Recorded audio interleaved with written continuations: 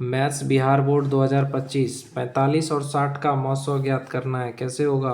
45 60, 45 से कम 45, 5 5 में से 4 के 15 निकला, और फिर यहाँ पे 45, तो 15 तिया 45, तो इसका क्या हो गया? मौसो 15। समझ में आया कैसे किया हमने? 45 और 60 का मौसो ज्ञात करना था, तो कैसे मौसो ज्ञात किया? HCF निकालना सीखा आपने कि कैसे निकालते हैं HCF। Okay, cosec square theta minus 1 कितना होता है? कॉट स्क्वायर थीटा होता है, याद रखना है। सेक 90 minus theta cosec theta. Okay, बिंदुओं P 5 7 और Q 8 11 के बीच की दूरी ज्ञात करना है। तो दूरी का फॉर्मूला होता है ना मेरे भाई, ये तो आपने सीखा ही होगा कि x2 माइनस x1 का square plus y2 minus y1 का स्क्वायर। तो ये जो होता है वो होता है x1 y1, ये होता है x2 y2। तो x2 माइनस x1, 8 माइनस 5 कितना गया?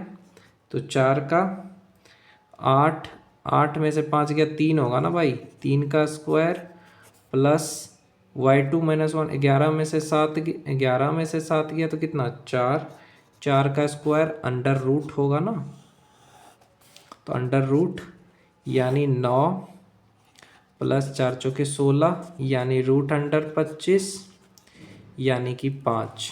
आया समझ में कि किस तरह से होता है ये, कि दूरी कैसे निकालना, ये समझ में आ गया होगा। 1 प्लस टेन स्क्वायर थीटा क्या होता है?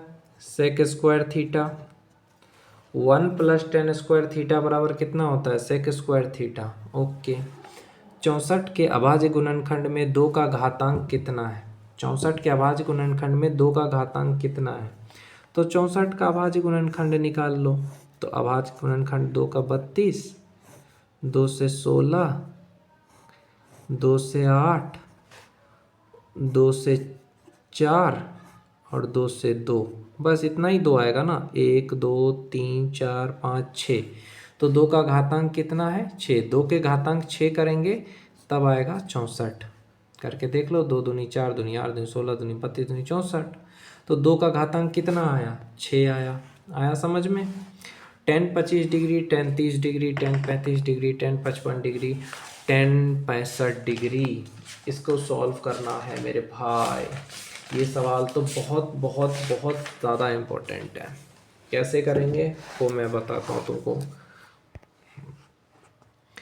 tan 25 degree, tan 30 degree. अच्छा, तो tan को पहले कॉट में बदल लो, तो tan 1/cot 25 डिग्री लिख सकते हैं इंटू 1 बाय, नहीं tan 30 का तो tan 30 ही रहने दो, और tan 35 का लिख सकते हैं 1/cot 35 डिग्री लिख सकते हैं। tan 55 का लिखें? नहीं लिखेंगे, अभी छोड़ देते हैं, और tan 65 का भी छोड़ देते हैं।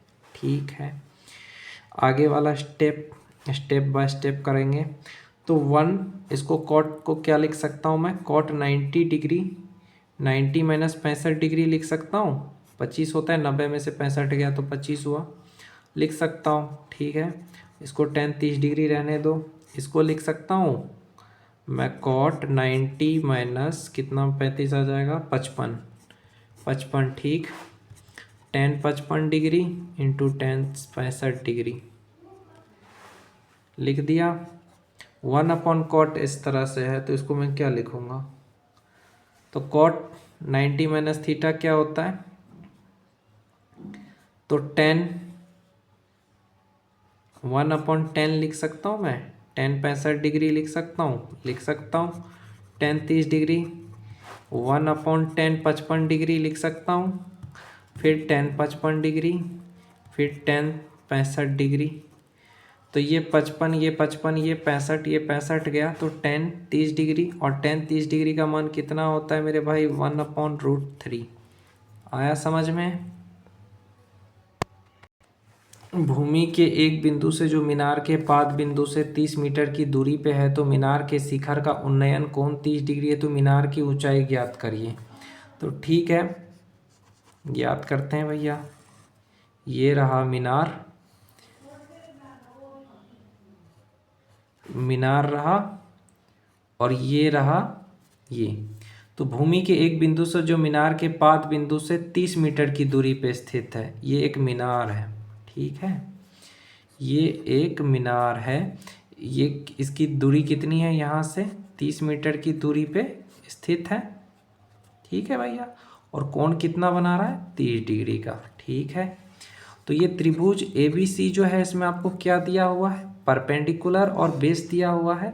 तो tan का फॉर्मूला में आता है परपेंडिकुलर अपॉन बेस, आता है कि नहीं आता है, tan के फॉर्मूला में आता है।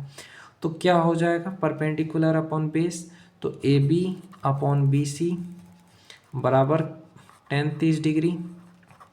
आपको BC का मान दिया हुआ है, AB अपॉन BC का मान कितना दिया हुआ है, 30 मीटर दिया हुआ है, और tan 30 का मान 1/√3।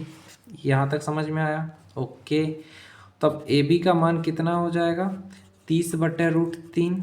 ठीक है, यहाँ तक भी समझ में आया। अब 30 को मैं लिख सकता हूँ 3 गुना 10/√3, लिख सकता हूँ कि नहीं लिख सकता, बिल्कुल लिख सकता हूँ। अब मैं 3 को √3 इंटू √3 लिख सकता हूँ, गुना 10/√3। तो 1√3 1√3 चला गया, तो 10√3 लिख सकता हूँ मैं, इतना मीटर। आया समझ में?